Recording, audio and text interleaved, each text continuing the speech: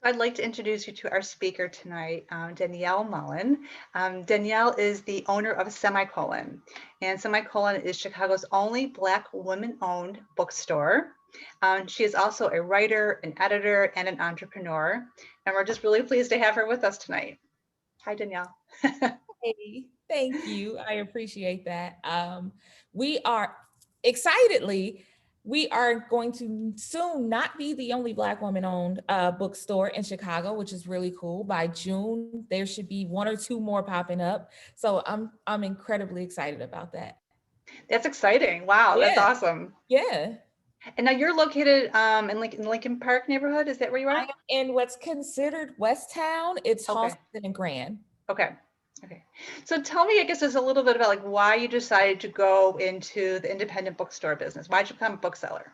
It was a complete mistake. I wanted to do something that I loved, and kind of get out of that corporate nonsense.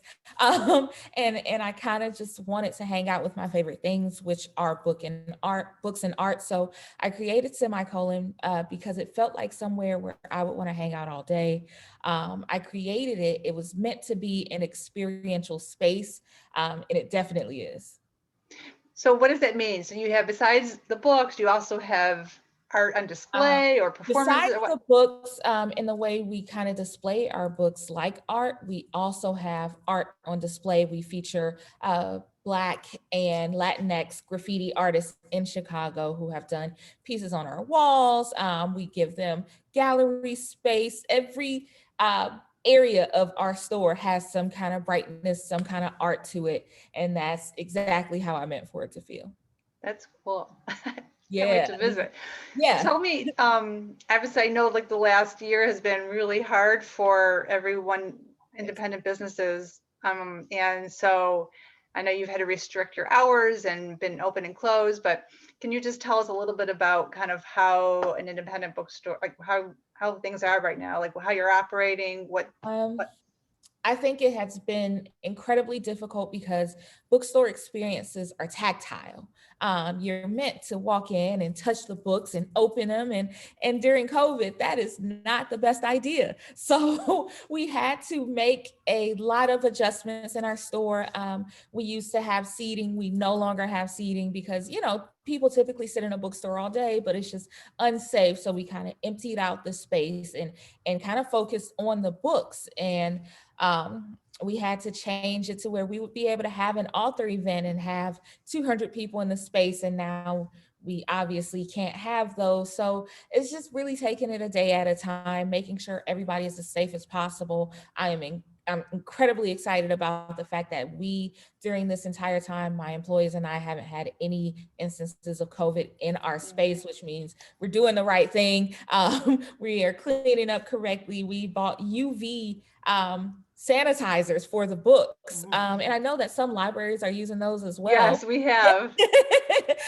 And so I hope that people continue feeling safe, but it has just been really difficult to try to transition.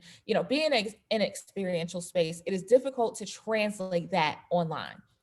Right.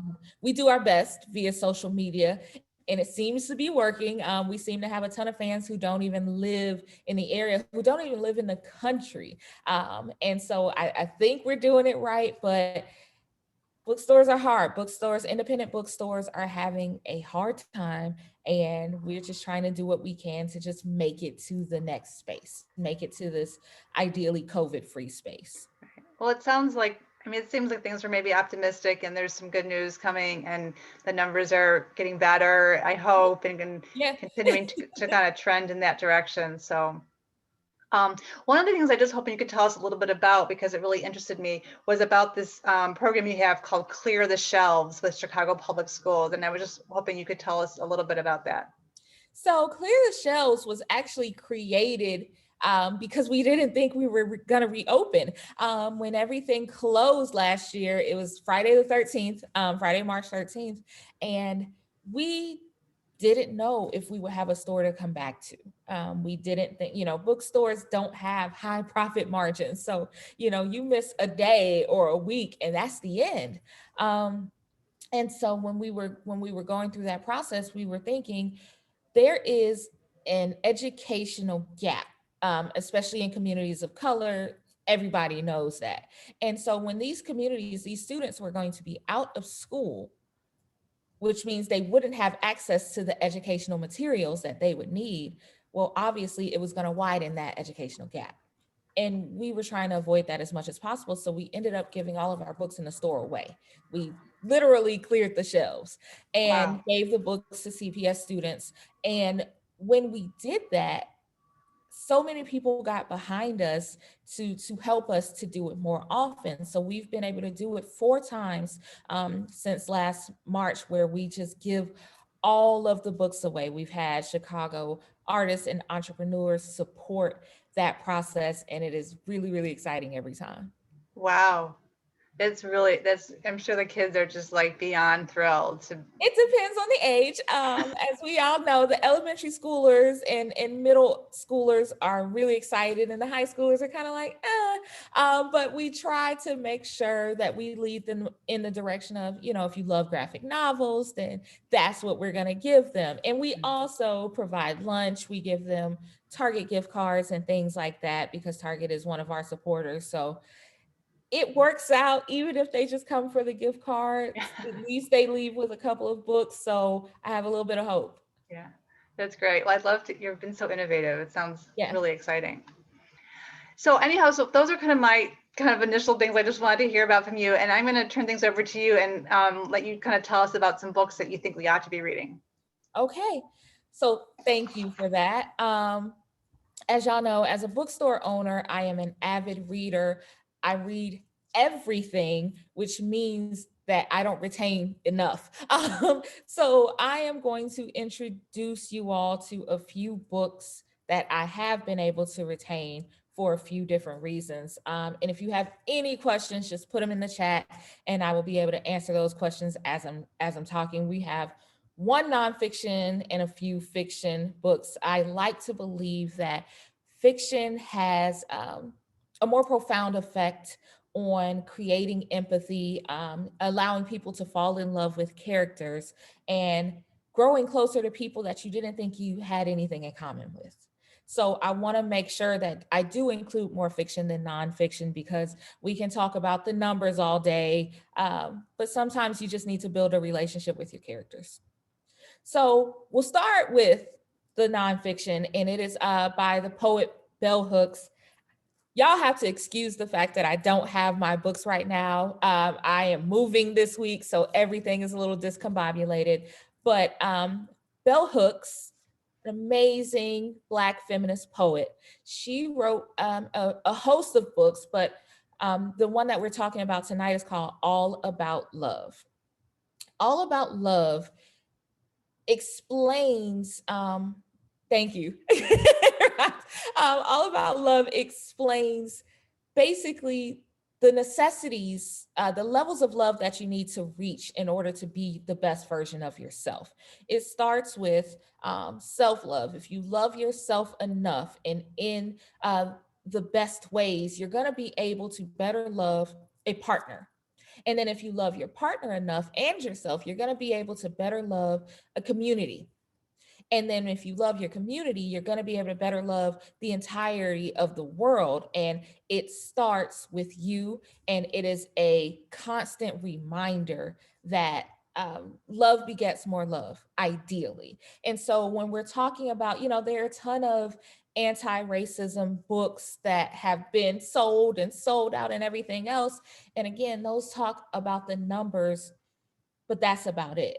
And I think that love is the main thing leading any movement, whether it's anti-racism or saving the world or any kind of way you're going to do it. It has to start from a place of love, and that's why All About Love by Bell Hooks is an incredibly moving book, and it will change your life. And I say that all the time, and I tell customers that all the time, and we order maybe 50 a week, and they all sell out every week, and everybody comes back and is like, that is the best book I've ever read. And so I want y'all to read All About Love. And definitely stop by the store or send me a message on social media and let me know what you thought about it, because it's outstanding and it's going to make you, first, it's going to let you know that you may think you're a good person, but you are probably not as good as you think you are. And sometimes we need that reality check. And then it's going to make you want to be a better person. So that one, absolute fave.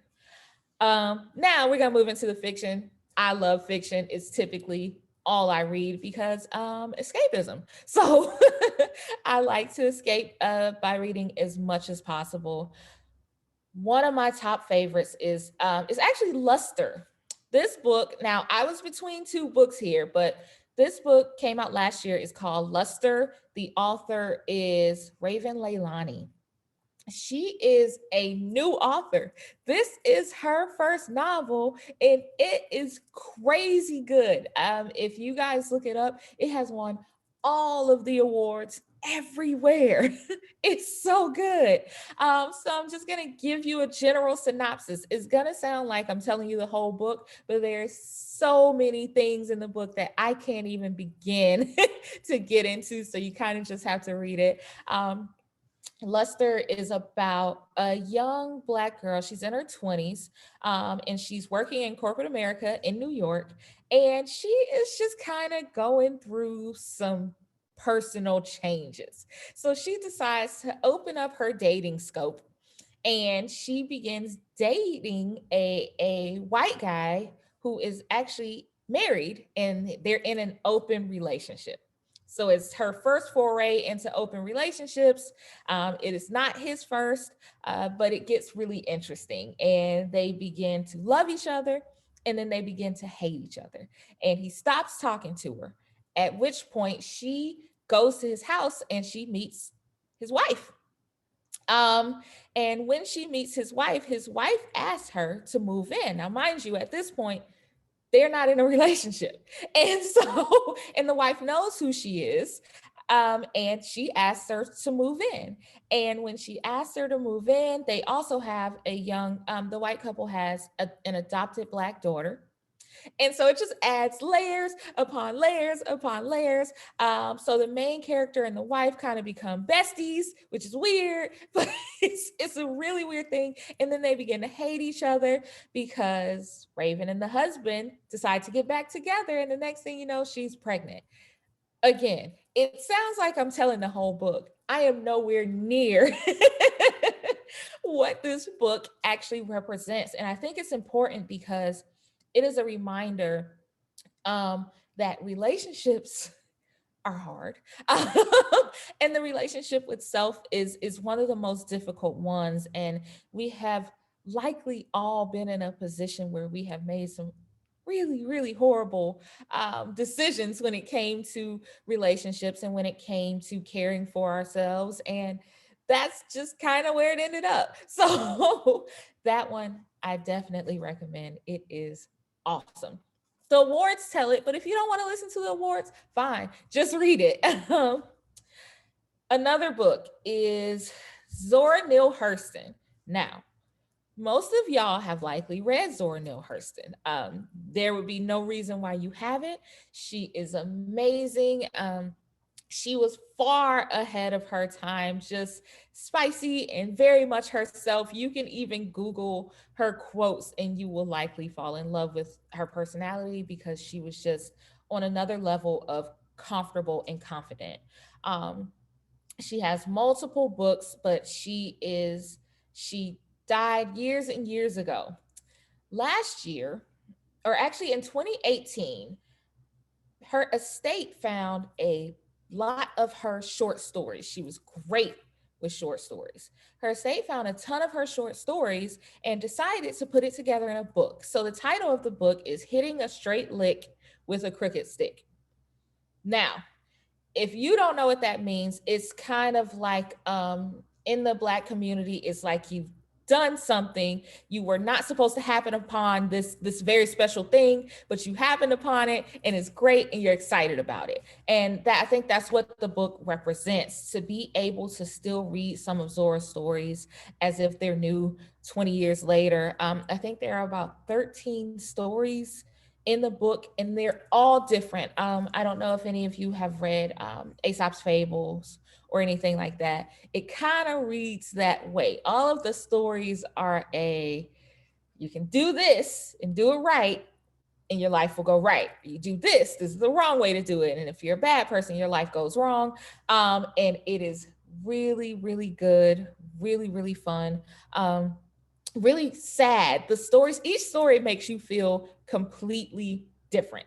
And I love that. I love that in fiction. I think that's the fun thing about fiction. Within 3 to 5 pages, you can genuinely fall in love with the characters of each story. You get a full gist of who they are, what they do, how they would dress on a good or a bad day. You have all of that, and you have all these personality aspects that are outstanding. So, Hitting a Straight Lick with a Crooked Stick by Zorneal Hurston, that should be one of your next reads. Now, these books, the way I chose them is because even if they're all fiction, they cover completely different pockets of society. And I think that's also a big deal, to read about people who may be living or may have lived in a way that we are not. Again, using empathy to build bridges. You fall in love with a character, you want to know, ideally, more people like that character. So I love that book. Next, The Prophets. Robert Jones Jr., this is his first book as well. I am positive that you all have been hearing so much about The Prophets by Robert Jones Jr. because he is getting all the awards. Everybody's book club is reading it. It's a little ridiculous that everybody is always reading the same book at the same time, but whatever. It's that good. This book explores the tropes of African American culture. What it focuses on is a homosexual couple during slavery. First of all, you would think, who even has time to be in a relationship during slavery? But beyond that, who wants to deal with what obviously comes with that? It is gripping. You fall in love with each of the characters. You fall in love with the way the words are written. It's one of those books where you don't put it down, which is good.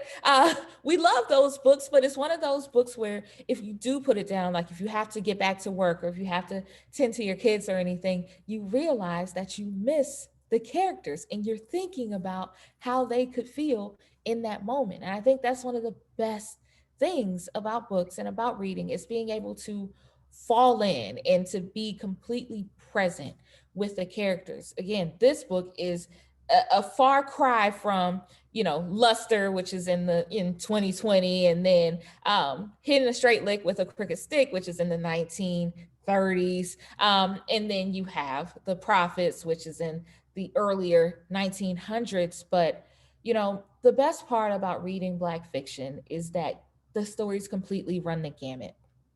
The stories can be shown from every point of view imaginable, because Black authors especially are so well versed in being and playing and creating any and every character that exists. So I think it's just a really good thing to continue reading Black fiction. I do want to ask y'all some questions about, like, what Black fiction have you read? If y'all want to throw it in the chat. How did it make you feel? Did it make you feel more connected to the story? Let's talk about what books already exist in your own library or in your mind. What is your favorite work from a Black author? Let's see. Between the World and Me.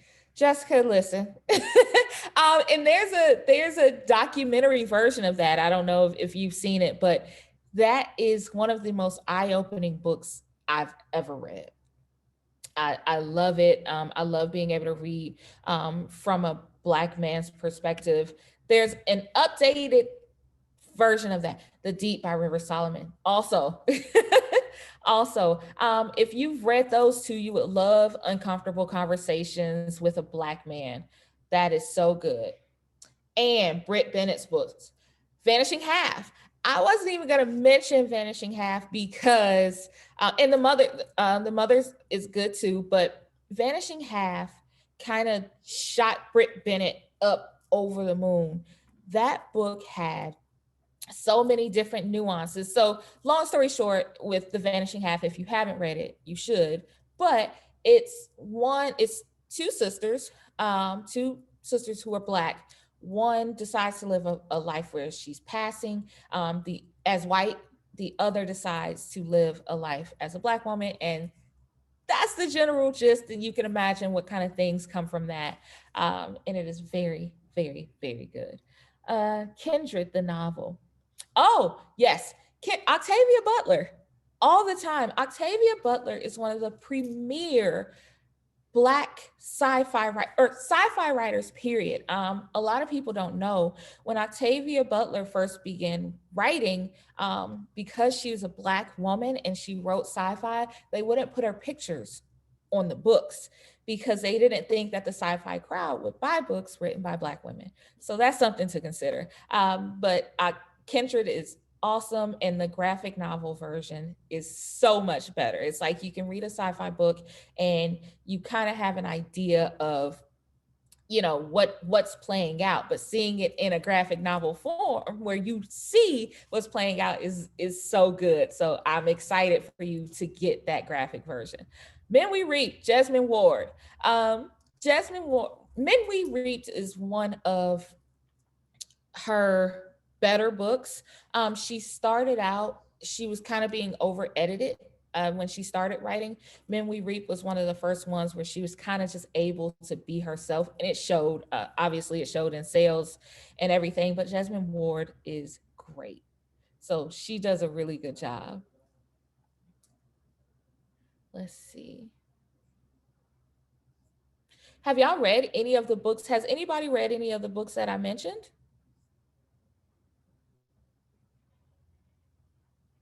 I'm excited for y'all to read them.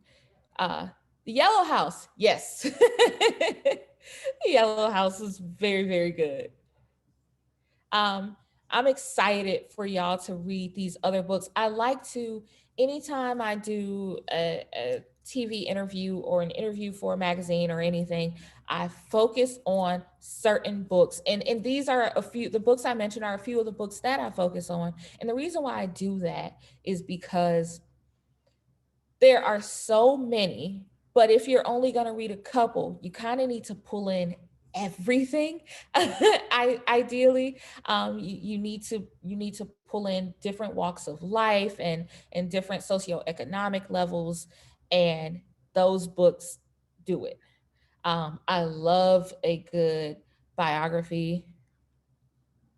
Yes. Yes, Zorneal Hurston, you have to adjust to her writing style. She uses a ton of colloquialism, and it takes some people a couple of chapters to adjust. But once you adjust, you understand exactly what the characters are saying and how they're feeling. So, Jennifer, this one is really going to be good to you.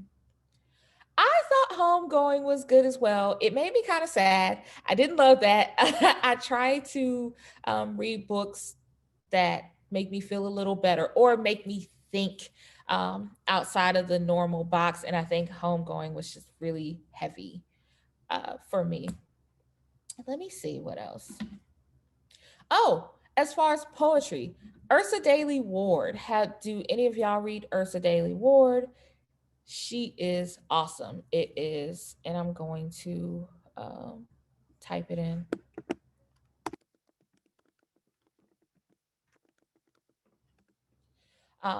Any books by Ursa, you will absolutely love. She is a poet. She's from the UK, but she writes as a person who lived in the UK and was forced to move to America. She has since moved back to the UK. She kind of hated it here. But her words, even when she just puts 6 words together, you feel them. And I think that's really important when it comes to poetry. Let's see, I have another list as far as, oh, if you want to read like something a little lighter, if any of y'all likes comedy, Sex in the City, that kind of thing, Samantha Irby, she has a few books. She is a Black lesbian. She's actually from Chicago. She now lives in Michigan with her wife, but she wrote a book. Her first book was called Meaty. She really just writes it kind of like she's writing in her journal, one journal entry at a time. And her newest book is called Wow, No, Thank You. It is really funny. It goes over her love for, during the time that she was writing this book, I think she was working for in a vet's office in Wicker Park. And it's just, her day to day is ridiculous. Yep. Wow, no, thank you is really great. Another one that is doing well as far as kids' books are concerned, I Am Perfectly Designed. I Am Perfectly Designed, just, it features Black characters, which is always a huge deal. But beyond that, it reminds Black children who may not necessarily see themselves represented in certain lights. Most of the time, they can see themselves as an athlete, as a performer, as a that type of thing. But to be just as you are as a child, and not knowing what you want to be, I Am Perfectly Designed is a reminder to all kids that you're fine as you are. You don't have to know. You will figure it out, and you will be loved either way. YA, of course. Concrete Rose, and let me pull that up. I have an entire YA list, so give me a second to pull it up.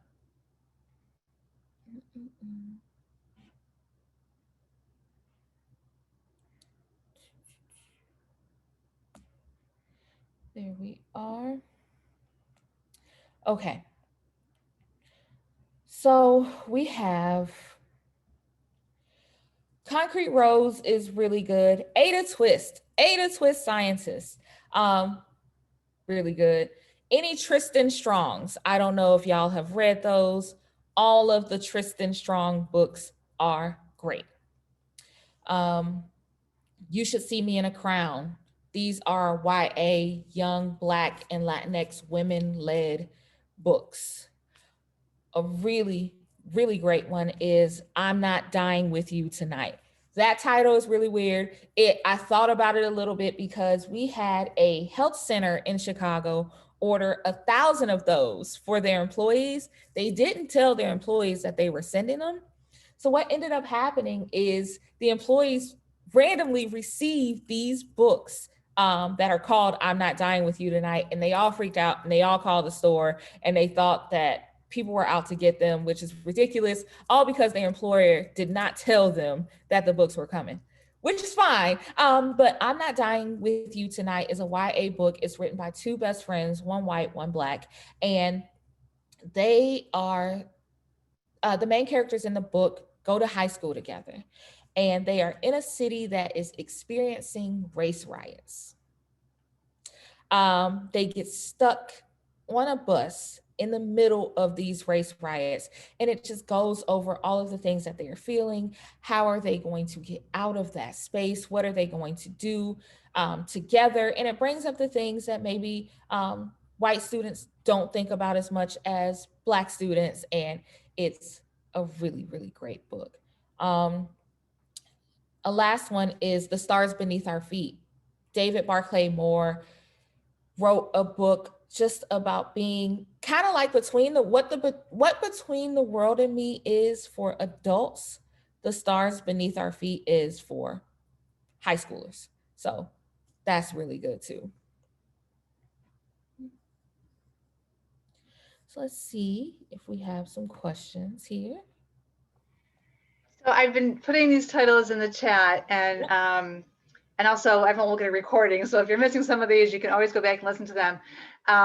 But I'm really pleased to see that we do have almost all of these books in our library check as you've been answering them. So of course, we hope you support your independent bookstore, but Yes. you also, I'm really pleased to see that. I think almost all of them we have in our collection too. So That's our perfect. librarians have been doing a really great job.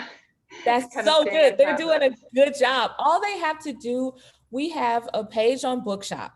And so instead of we get bombarded with all of these people asking for suggestions, what they should be reading. And so we set up our page on bookshop.org, and every category that you can think of, we have it covered with at least 10 books per category. If you want to know what you should be reading, it's Awesome. there. Okay, good. I know I'm so excited because right now I am just in like a writing slump. Mhm. And just nothing is like you pick up a couple books and it's not grabbing you, so you move on to another one. So Right. I'm so excited to have a list of new Something books to new. start. Yeah, a list of new books. And I tried to make sure that they all kind of run the gamut. But any of these are going to be transformative in how you see not just your relationship with yourself, but your relationship with other people. And that's kind of what books are supposed to do. So, there's a question. Someone would like to know, is there anything special for Women's History Month that you could recommend? Oh, well, Okay, like don't get you started, right? because I feel like women, by simply existing, we're kind of doing that thing every day. But there is a good one called Such a Fun Age. Such a Fun Age Oh, by Kylie. Have you read that? yeah, I read that one. Yeah. It's really good. Such a Fun Age. The reason why I think it's effective for women's history is because it represents multiple types of women in the book, and women who are kind of doing things on a large scale, and women who are kind of doing things on a smaller scale, and women who don't know what they're doing. And I think is when it comes to fiction, that's one of those books that you should read and kind of connect to everybody on all of the different levels. Danielle, are there any, I guess I'm just kind of looking ahead, like, are there any like books coming out this year that you're very excited about, or any like authors that, just kind of, we should be kind of keeping on our radar that are, 2021? I think Ta-Nehisi Coates is coming out with some new stuff. And we Ibram X. Kendi is coming out with a few different versions of how to be an anti-racist. He has broken it down he's made it a little more fun. Most people don't know, but How to Be an Anti-Racist came out in like 2015. And it just took off last year, but people want different versions of it so that they can make the conversation a little more comfortable. So that one, but any Ibram X. Kendi that's coming out, the next version of Michelle Obama's Becoming just came out this week, and it's really, really good. It's adapted for young readers, so that's really cool. So there are a ton of good things coming out by Black authors and Latinx authors.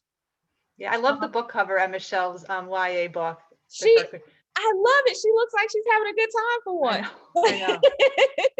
I know. And someone would like to know about historical fiction.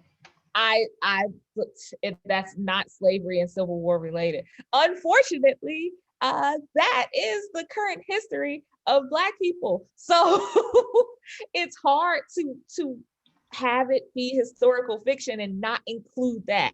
But you can move over Octavia Butler writes in a way where her sci-fi feels like a historical fiction novel. So I think you should move toward N.K. Jemisin and Octavia Butler. They are both Black woman sci-fi writers, and they are outstanding.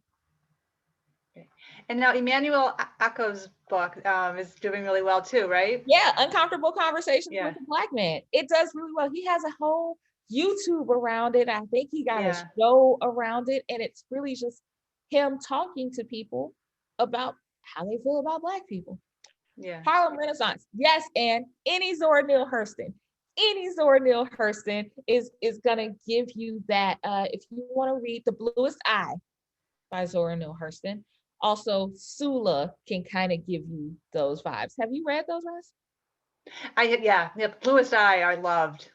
Sorry, not Zorneal Hurston. Toni Morrison. Toni Morrison. The Bluest Eye and Sula. Jazz. And start with Jazz. It's the lightest of the three which is not saying much because none of Toni Morrison's writing is very light, but jazz. Right. And how about the book that's coming out from like the poet laureate, I'm drawing a blank on her name, the young woman, Yes, Amanda? Amanda Gorman. Yep. Mhm. Everybody's really excited about that. And I love it. I love that people are paying more attention to poets now. Mhm. And that book is awesome. It wasn't supposed to release until August. They're releasing it early because so many people want it, which never happens. So that's pretty cool. So many people placed pre-orders that they had enough money to do an early print.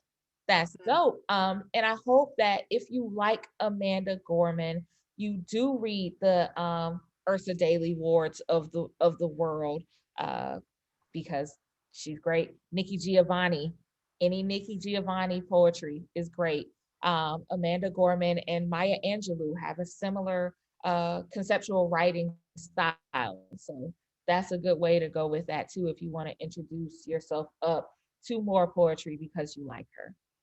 Yes, to get more people excited about poetry is just it's a huge Yes. accomplishment, like just period, what she's done, right? Because a lot of people tend to steer away from that. Nobody likes poetry. Yeah, no, they've done it. She's done a great job and she has been effective in any room. It works. Mhm. So I love that. I love opening up the poetry scape. Wonderful.